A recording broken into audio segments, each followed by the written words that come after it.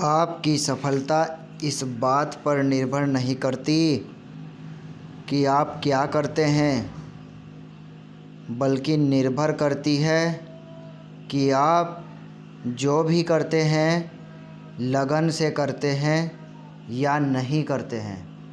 दोस्तों, आप अगर कोई चीज़ लगन से करेंगे तो हमेशा वो चीज़ आपको अवश्य मिलेगी। तो हेलो दोस्तों, कैसे हैं आप सब। आई होप आप सब अच्छे होंगे और आपकी स्टडी बहुत अच्छी चल रही होगी। स्वागत है आपका आपके अपने यूट्यूब चैनल विशाल क्लासेस में। दोस्तों, हम आपको शिक्षण अभिरुचि से संबंधित वीडियो भी प्रोवाइड करा रहे हैं एलटी एग्ज़ाम के लिए। और हम आपके लिए आज से स्टार्ट कर दिए हैं कक्षा 11-12 के 11-12 और बीएससी के जो नोट्स है। ऑब्जेक्टिव क्वेश्चन भी दूंगा मैं आपको, कॉन्सेप्ट बेस भी दूंगा, ठीक है। तो आप हमारे इस चैनल से जो भी नए दोस्त हैं, मैं चैनल से जुड़े और अपनी तैयारी को नया आयाम दें, ठीक है दोस्तों। तो चलिए आइए स्टार्ट करते हैं बीएससी के कुछ आज स्टार्टिंग टॉपिक।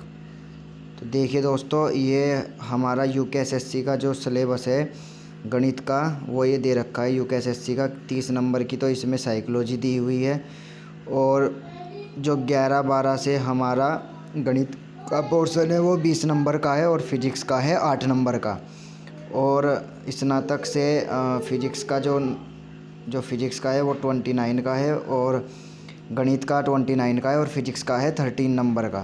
तो दोस्तों, मैं आपको ये 18 नंबर, ये 8 नंबर का, तो ये और 13 नंबर का, ये 21 नंबर की जो फिजिक्स है ये कवर करवा रहा हूँ। और आपको कवर करवा रहा हूँ ये आपका साइकोलॉजी का। जिसने साइकोलॉजी का हमारा भाग नहीं देखा है उसकी मैं इसके डिस्क्रिप्शन बॉक्स में लिंक डाल दूँगा, वहाँ से आप देख सकते हैं, ठीक है। तो चलिए स्टार्ट करते हैं। देखिए, ये एक ट्रिक है। पहले आप फटाफट से वैसे तो आपने पढ़ ही रखा है, जिसने नहीं पढ़ रखा है वो भी थोड़ा देख ले, रिवीजन हो जाएगा, लेकिन अच्छी तरीके से आप इसको पढ़ते चलें, ठीक है। देखिए, ये एक अदिश राशियों की ट्रिक है। उसका दाल एमएससी से आता है, उसका दाल एमएससी से आता है, यानी कि ऊ से ऊर्जा, से समय, का से कार्य, दा से दाब, ल से लंबाई, मैं से मास, एस से स्पीड यानी कि चाल, सी से करंट, सी से आपका क्या हो जाएगा, करंट हो जाएगा, और आ से आयतन आता है। उसका दाल एमएससी से आता है, ता से ताप हो जाएगा। तो आप इसे याद कर सकते हैं इस ट्रिक को। उसका दाल एमएससी से आता है। ऊर्जा, समय, कार्य, दाब, लंबाई, मास, स्पीड, करंट, आयतन और ताप, ये सभी क्या हैं, ये सभी अदिश राशियाँ हैं। और इनसे अलग जो भी होंगी वह सभी क्या होंगी, सदिश राशियाँ, ठीक है दोस्तों। चलिए स्टार्ट करते हैं कक्षा 11 का। यह है विमीय सूत्र वाला चैप्टर, विमीय सूत्र, संवेग। संवेग, देखिए संवेग क्या होता है। संवेग होता है पी से इसे दर्शाया जाता है, पी बराबर एम इंटू वी, द्रव्यमान गुणा वेग। इसका अगर आप सूत्र याद कर लेंगे तो इसकी विमाएँ, किसी भी सूत्र की विमाएँ निकालना बहुत आसान है अगर उसका आपको सूत्र याद हो। तो संवेग का सूत्र होता है द्रव्यमान गुणा वेग। तो द्रव्यमान का क्या होता है, m, और वेग का L-T-1, तो इसका हो जाएगा ML-T-1। ऐसे ही आवेग। दोस्तों देखो, आवेग क्या होता है कि किसी वस्तु पर एकांक समय के लिए लगाया गया बल ही आवेग कहलाता है। जैसे हम किसी कील पर कुछ देर के लिए हथौड़ी से पीट देते हैं, कुछ देर के लिए हथौड़े से कील को पीटते हैं। जैसे हम दीवार में कील लगा रहे हैं और कुछ देर के लिए हथौड़े द्वारा उस पर बल लगाया जाता है, तो उसे ही आवेग कहते हैं। तो आवेग क्या होता है, आवेग बराबर बल गुणा समय, यानी कि F गुणा S, और F का यानी कि बल का हो ML-T-2, ये आप याद कर लीजिए। बल का क्या हो ML-T-2 और समय का T, तो ML-T-1। इसकी जो विमा हो जाएगी वो हो जाएगी ML-T-1। अब दोस्तों एक ट्रिक बताऊँ आपको, ये ट्रिक है कि संवेग और आवेग दोनों की विमाएं बराबर होती है। ये देखिए दोनों, इसकी mL_2 और इसकी भी mL_2। तो संवेग और आवेग की विमाएं दोनों बराबर होती हैं। नेक्स्ट देखिएगा आप, बल बल आघूर्ण। अब हम बात करते हैं बल आघूर्ण की। बल आघूर्ण,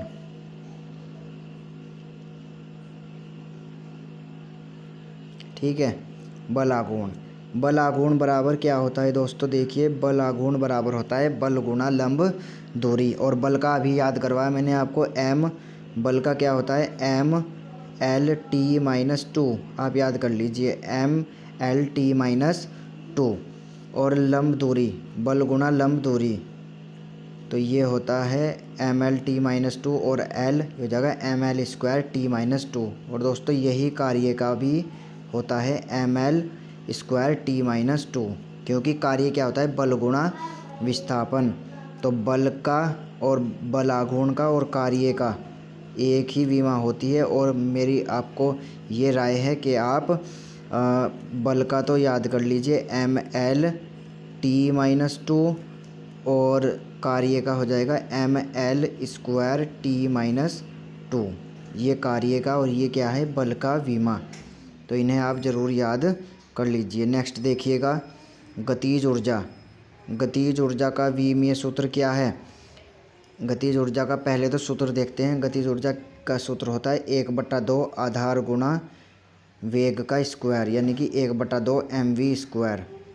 1/2 mv²। तो m का द्रव्यमान का m और v का क्या हो जाता है l, यानी कि वेग का क्या होता है L_T-1। और इसका स्क्वायर होगा v का, तो v का अगर स्क्वायर होगा तो L² और T²। ये हो जाएगा गतिज ऊर्जा का। स्थितिज ऊर्जा। स्थितिज ऊर्जा का सूत्र सभी को पता होगा, mgh होता है। स्थितिज ऊर्जा का mgh, m द्रव्यमान, g त्वरण और h क्या हो जाएगी लंबाई या हाइट, ठीक है। तो ये हो जाएगा m द्रव्यमान का L_T-2g का और L इसका हो जाएगा, तो ये हो जाएगी mL²T-2। तो दोस्तों यहाँ पर क्या ट्रिक निकल कर आती है, यहाँ पर ये ट्रिक निकल कर आई है हमारी याद करने वाली कि बल आघूर्ण, गतिज ऊर्जा और स्थितिज ऊर्जा और वर्क, यानी कि तीनों चीज़, बल आघूर्ण, गतिज ऊर्जा, स्थितिज ऊर्जा और वर्क, यानी कि चार चीज़। इन चार चीज़ का एक ही विमीय सूत्र होता है mL²T-2। तो ये आप याद कर लीजिएगा, ठीक है दोस्तों। चलिए नेक्स्ट देखते हैं क्या है दाब। दाब दोस्तों, उसका दाब क्या है एक अदिश राशि। पहली बात तो यह है कि दाब क्या है एक अदिश राशि है, ये भी याद कर लीजिए। और दाब बराबर क्या होता है बल बटे क्षेत्रफल।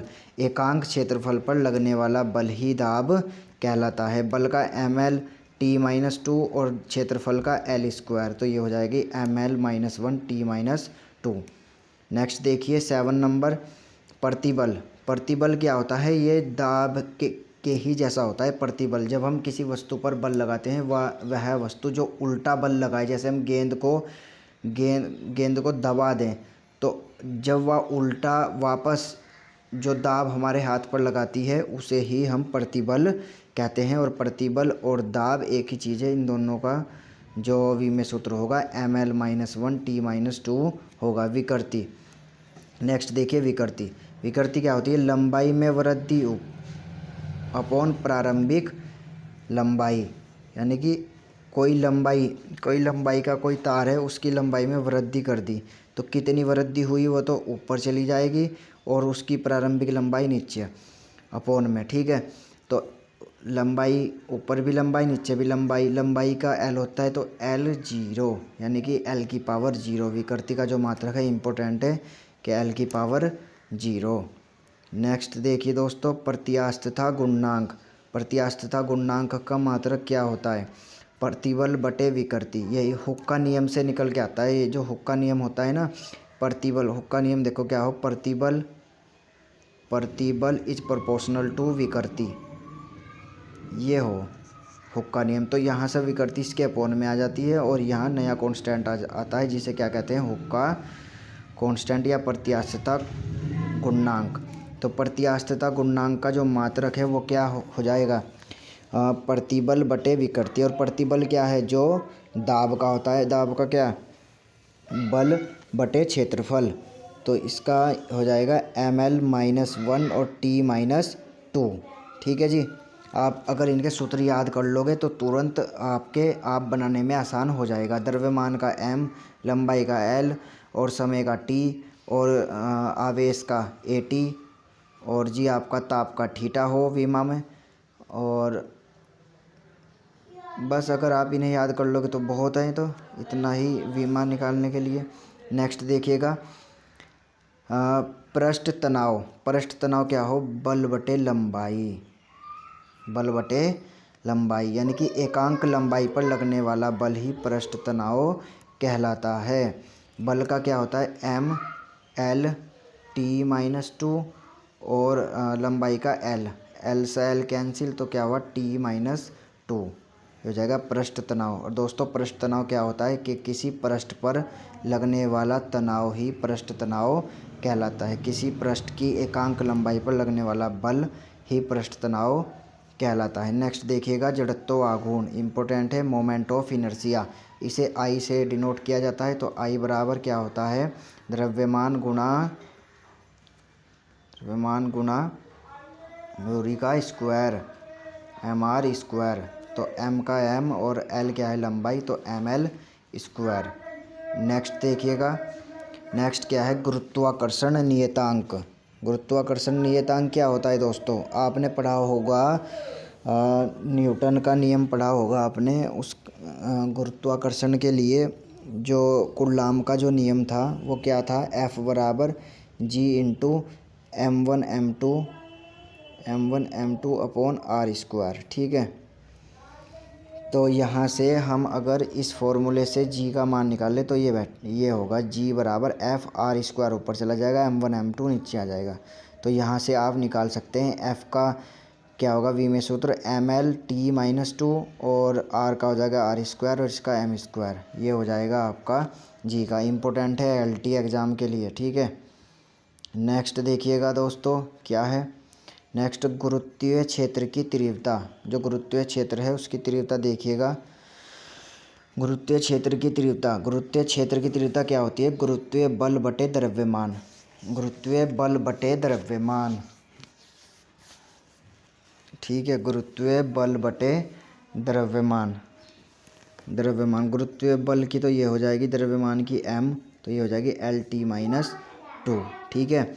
और गुरुत्वीय क्षेत्र की तीव्रता और त्वरण की विमा एक ही होती है। ये भी आप नोट कर लीजिए। गुरुत्वीय क्षेत्र की तीव्रता और त्वरण यानी कि एक्सीलेशन की विमा एक ही होती है।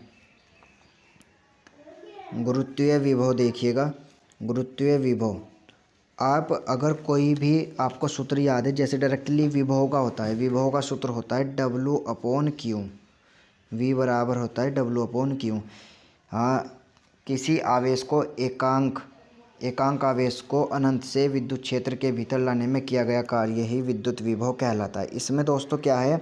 अपॉन में क्यों है, लेकिन अगर आप विभव के आगे गुरुत्वीय लगा दोगे या किसी के भी सामने आप गुरुत्वीय लगाते हो तो यहाँ से ये निकल के आता है कि क्यों की जगह आप m रख दो तो वही सूत्र बन जाएगा गुरुत्वीय विभव का। तो देखिए यहाँ क्या बना? कार्य बटे आवेश था विभव का ओनली, और यहाँ गुरुत्वीय विभव का क्या हुआ? कार्य बटे द्रव्यमान। तो यानी कि क्यों की जगह अगर आप m रख दो तो आप गुरुत्वीय में पहुँच जाते हो। तो गुरुत्वीय विभव का सूत्र ये बन जाएगा L²t-2। अब इसके बाद आएगा श्यानता गुणांक। श्यानता गुणांक का सूत्र थोड़ा डिफ़िकल्ट है, ये थोड़ा याद करने वाला है। F/A/dx/dv। F का तो ये हो जाएगा और a स्क्वायर का ये, L का ये और dv का ये हो जाएगा। और इसे सॉल्व करने के बाद ml-1 t-1 हो जाएगा। नेक्स्ट देखिएगा स्प्रिंग का बल नियतांक। स्प्रिंग का बल नियतांक क्या होगा? आरोपित बल बटे लंबाई में वृद्धि। जैसे कोई स्प्रिंग है, उस स्प्रिंग को हम क्या करेंगे? उस स्प्रिंग को बढ़ा के हम ऐसा कर देंगे तो पहले तो उसकी लंबाई इतनी थी, अब उसकी लंबाई में वृद्धि ये हुई। तो आरोपित बल कितना लगाया हमने, उस पर बल कितना लगाया वो ऊपर रख देंगे और अपॉन में रख देंगे कितनी उसकी लंबाई में वृद्धि हुई, उसे क्या कहेंगे, स्प्रिंग का बल नियतांक। तो बल का विमा ऊपर रख देंगे और नीचे लंबाई से डिवाइड कर देंगे, तो Mt-2 स्प्रिंग के बल नियतांक की क्या आ जाएगी, विमा। अब आवर्ती की विमा की बात करते हैं। सभी को पता होगा कि आवर्ती क्या हो, आवर्तकाल की उल्टी होती है, या आवर्तकाल का अगर हम व्युत्क्रम माने तो उसे आवर्ती कहते हैं। और आवर्तकाल क्या होता है, समय, समय का टी और टी ऊपर जाकर टी इनवर्स। ठीक है जी। नेक्स्ट देखिएगा कोणीय वेग। कोणीय वेग का जो विमीय सूत्र होगा वो क्या होगा, कोणीय वेग बराबर हो कोण बटे समय, कोण बटे समय। और कोण की जो विमा होगी वो होगी यहाँ L0 और यहाँ होगी टी होगी समय की। तो इसका मात्रक मतलब इसकी विमा होगी T-1। ठीक है दोस्तों। लास्ट तक देखिए वीडियो को, और वीडियो अच्छी लगे तो वीडियो को लाइक कीजिएगा, और चैनल पर नए हैं तो चैनल को सब्सक्राइब कर लीजिएगा। ठीक है दोस्तों। रोज़ आपको वीडियो मिलेगी फिजिक्स से रिलेटेड। ठीक है, पहले मैं आपको 11वीं का कोर्स पूरा करवा देता हूँ जल्दी से जल्दी। ठीक है, कोण बराबर क्या होता है, चाप बटे त्रिज्या। चाप की जो होती है वो होती है L, और चाप की क्या होती है L बटे L, त्रिज्या की भी L, तो L से L कट जाएगा तो कोण का हो जाएगा L0। ठीक है, ऐसा हुई वह कोण की L0। नेक्स्ट देखिए कोणीय त्वरण। कोणीय त्वरण क्या होता है, कोणीय वेग बटे कोणीय समय, कोणीय वेग बटे कोणीय समय। कोणीय वेग की टी इनवर्स और अपॉन में टी यानी कि T-2 कोणीय त्वरण। ठीक है जी। नेक्स्ट देखिएगा इम्पोर्टेंट है। नेक्स्ट कोणीय संवेग। कोणीय संवेग क्या हो, कोणीय संवेग जो हो वो होता है L बराबर I ओमेगा, और रेखीय संवेग होता है P बराबर mv। ये तो हम स्टार्टिंग में ही पढ़ के आए थे, P बराबर mv। लेकिन कोणीय संवेग अलग है, तो L बराबर I ओमेगा। I क्या है, मोमेंट ऑफ इनर्शिया। तो मोमेंट ऑफ इनर्शिया का क्या हो जाएगा, जड़त्व आघूर्ण गुणा कोणीय वेग। जड़त्व आघूर्ण आपका क्या हो जाएगा ml², और कोणीय वेग का T-1। ठीक है, इनकी मल्टीप्लाई कर देंगे तो ml² T-1। नेक्स्ट विमा है उस विशिष्ट ऊष्मा। विशिष्ट ऊष्मा का सूत्र देखो क्या हो, हाँ, एकांक द्रव्यमान की में 1 डिग्री ताप वृद्धि करने पर जितनी ऊर्जा या ऊष्मा खर्च होती है उसे ही विशिष्ट ऊष्मा कहते हैं। तो इसका सूत्र होता है ऊष्मा या ऊर्जा बटे द्रव्यमान गुणा ताप वृद्धि। इसका वी में सूत्र आप अगर डायरेक्ट याद कर लोगे तो अच्छी बात है, L² T-2 और थीटा यानी कि ताप का -1। ठीक है, अब ये कैसे आई, तो ऊष्मा यानी कि ऊर्जा क्या होगी, एक किस्म से कार्य, तो ml² T-1, और अपन में क्या हो जाएगा, द्रव्यमान का क्या हो जाएगा, m हो जाएगा, और इसका ताप का क्या हो जाएगा भाई आपका θ-1 हो जाएगा। ठीक है जी, ml² T-2 हो जाएगा किसका, और m से m कैंसिल, तो L² T-2 θ-1, ये इसका विमीय सूत्र हो जाएगा। ऊष्माधारिता। अब हम बात करेंगे ऊष्माधारिता की। ऊष्माधारिता क्या होती है, द्रव्यमान गुणा विशिष्ट ऊष्मा, यानी कि किसी के द्रव्यमान में विशिष्ट ऊष्मा की मल्टीप्लाई करने से उसकी ऊष्माधारिता आ जाती है। तो ml² T-2 θ-1, यानी कि m की मल्टीप्लाई करने से ऊष्माधारिता निकल जाती है। गुप्त ऊष्मा का सूत्र है, बस इसमें क्या नहीं होने का, गुप्त ऊष्मा में अपॉन में ताप वृद्धि नहीं होने की, बाकी सब कुछ वही होगा। तो इन्हें याद कैसे करेंगे हम इन्हें सबको याद ऐसे करेंगे, जो आपकी विशिष्ट ऊष्मा थी उसमें क्या था, ऊष्मा बटे द्रव्यमान गुणा ताप वृद्धि। ठीक है, जो उससे अगला ये आया ऊष्माधारिता, इसमें ऊष्मा बटे ताप आ जाएगा, क्योंकि द्रव्यमान की गुणा हो रही तो द्रव्यमान से द्रव्यमान कैंसिल। ठीक है। ऐसे ही गुप्त ऊष्मा में क्या हो जाएगा, ऊष्मा बटे द्रव्यमान। ये सूत्र याद जरूर कीजिएगा दोस्तों, ठीक है। नेक्स्ट देखिएगा प्लांक नियतांक। प्लांक नियतांक ये तो आपने पढ़ाई होगा, ई बराबर क्या हो, एच न्यू। प्लांक ने दी थी ये समीकरण, ई बराबर एच न्यू। तो यहाँ से एच बराबर क्या हो जाएगा, ई अपॉन न्यू। तो ई का मात्रक क्या हो जाएगा, ई क्या है, ऊर्जा। ऊर्जा का मात्रक वही होता है जो कार्य का हो, ml²T-2। और न्यू क्या है, आवर्ती, इसका क्या होता है T-1। तो ये हो जाएगा ml²T-1। और इसका जो h है, h का जो मान होता है 6.67 गुणा 10⁻⁻34 जूल इंटू सेकेंड। इसका मात्रक होता है जूल इंटू सेकेंड।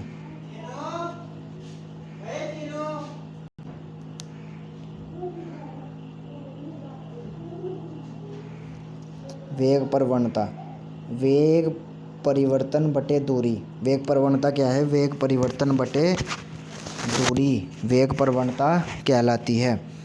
तो वेग का मात्रक, तो वेग की विमा L T-1 और L से L कैंसिल, तो T-1 हो जाएगी वेग प्रवणता की ये, ठीक है जी।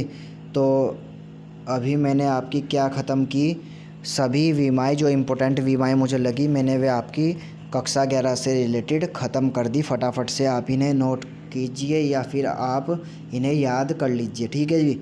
जैसे भी आप करोगे कर लेना, ठीक है। नेक्स्ट देखिए कुछ इम्पोर्टेंट फॉर्मूले इसी चैप्टर से रिलेटेड निकल कर आए हैं। सरल लोलक का आवर्तकाल, ठीक है जी। सरल लोलक का आवर्तकाल ये इम्पोर्टेंट है, ये होता है 2 पाई L अपॉन जी। ये होता है सरल लोलक का आवर्तकाल, ठीक है दोस्तों। और सरल लोलक क्या होता है, ऐसे जो पेंडुलम होता है ना, वो ऐसे यहाँ से ऐसे गति करता है ऐसे, तो उसका आवर्तकाल ज्ञात करने के लिए ही इस सूत्र का प्रयोग किया जाता है। इस सूत्र को आप ऐसे याद कर सकते हैं कि जी इसमें अपोन में आएगा, एल ऊपर आएगा, यानी कि जी हमेशा आवर्तकाल में नीचे ही आता है, ये आप ध्यान कर लीजिए। एक बीएससी में एक साइक्लोइड का सूत्र है, वहाँ से आप अगर यहीं याद कर लीजिए इसको, तो इसका आवर्तकाल हो जाएगा टी बराबर, यहाँ 2 पाई की जगह आ जाएगा 4 पाई और ए अपॉन जी। तो दोस्तों यहाँ पर भी जी अपोन में आया है। तो साइक्लोइड का आवर्तकाल अगर आप बात करेंगे तो 4 पाई अंडर रूट ए अपॉन जी। और अगर आप सरल लोलक की बात करेंगे, सिंपल पेंडुलम की बात करेंगे, तो उसका आवर्तकाल होगा टी बराबर 2 pi under root L upon g, ठीक है दोस्तों। नेक्स्ट देखिएगा वंडरवाल समीकरण, ये भी इम्पोर्टेंट है। तो ये है P plus a upon v square, और यहाँ पर माइनस है दोस्तों, एक प्लस है और एक माइनस, और बराबर आर टी। तो P plus a upon v square v minus b बराबर आर टी, इसे कहते हैं वंडरवाल समीकरण। नेक्स्ट देखिएगा एक सेकंड तुल्य है, इम्पोर्टेंट है। एक सेकंड तुल्य सीजियम घड़ी के इतने आवर्तों के बराबर 9192631770 आवर्तों के बराबर। ये भी कुछ भी पूछ सकता है दोस्तों, यूकेएसएससी का कोई भरोसा नहीं है, आपसे कुछ भी पूछ सकता है, इसलिए सभी चीज़ें याद करते हुए चले, ठीक है दोस्तों। और हमारे फिजिक्स के ग्रुप से जुड़ने के लिए आपको मैं डिस्क्रिप्शन बॉक्स में लिंक दे दूँगा, तो आप वहाँ से फिजिक्स के हमारे ग्रुप में जुड़ सकते हैं। 1 न्यूटन बराबर कितना होता है, 10⁵ डाइन 1 न्यूटन बराबर, और 1 जूल बराबर 10⁷ अर्ग 10⁷ अर्ग। नेक्स्ट देखिए कोणीय व रेखीय वेग की विमाओं का अनुपात बताइए।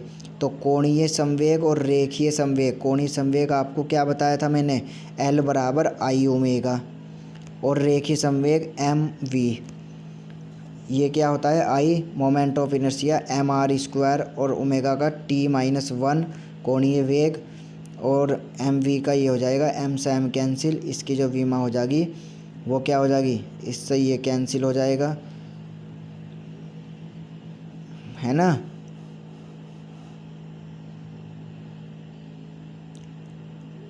तो इसकी विमाएँ देख लेना आप निकाल कर, क्या हो जाएगी, L आ रही है इसमें, तो तो आप देख लेना क्या आएगी इसकी वीमा, निकाल कर देखना। ये आपके लिए आज का क्वेश्चन है कि इसकी वीमा क्या आएगी, या अभी निकालते हैं दोस्तों। चलो वीमा ही निकालते हैं इसकी। आई ओमेगा अपॉन एम वी। आई की वीमा हो जाएगी एम आर स्क्वायर, यानी कि एम एल स्क्वायर। ओमेगा की क्या होती है T-1, और एम की तो एम हो ही जाएगी, और इसकी हो जाएगी L T inverse. T inverse से टी इनवर्स कैंसिल, और एक एल से एक एल कैंसिल, और एम से एम कैंसिल, खाली एल बचा। तो वही मैं आपको बता रहा था कि इसकी वीमाएँ क्या हो जाएंगी, एल। ठीक है जी। अब आपका क्वेश्चन ये है, आप मुझे कमेंट करके भी बताना या आप खुद ट्राई करके देखना कि ML-1 T-2 किसकी वीमा है। ML-1 T-2 किसकी बीमा है, ये बताइएगा आप कमेंट बॉक्स में कमेंट करके। ठीक है जी। आपको कैसा लगा ये सेशन बताइएगा मुझे, मैं इसे कंटिन्यू कर दूंगा। अगर आपने बढ़िया रिस्पांस दिया मुझे तो ये सेशन कंटिन्यू हो जाएगा। इसलिए दोस्तों इसे आप ज़्यादा से ज़्यादा शेयर कीजिए और मुझे कमेंट करके बताइए कि आपको कैसा लगा। कोई कमी हो, क्वेरी हो तो आप मुझे अवश्य बताएं, जिससे मुझे मोटिवेशन मिल सके और मैं ये सीरीज़ आपकी कंटिन्यू कर सकूं। दोस्तों शिक्षण अभिरुचि की भी वीडियो मैं दे रहा हूं, आप चैनल पर जाकर विजिट करके देख सकते हैं। ठीक है दोस्तों, अगर आपको ये वीडियो या ये मेरा प्रयास अच्छा लगा तो आप चैनल को सब्सक्राइब एंड वीडियो को लाइक और शेयर ज़रूर करेंगे। ठीक है दोस्तों, ऐसी मैं आशा करता हूँ, और अपनी मेहनत को सुचारू रूप से करते रहिए दोस्तों। एग्ज़ाम जल्दी से जल्दी ही होगा, आप टेंशन मत लीजिए। ठीक है, तो thank you for watching this video.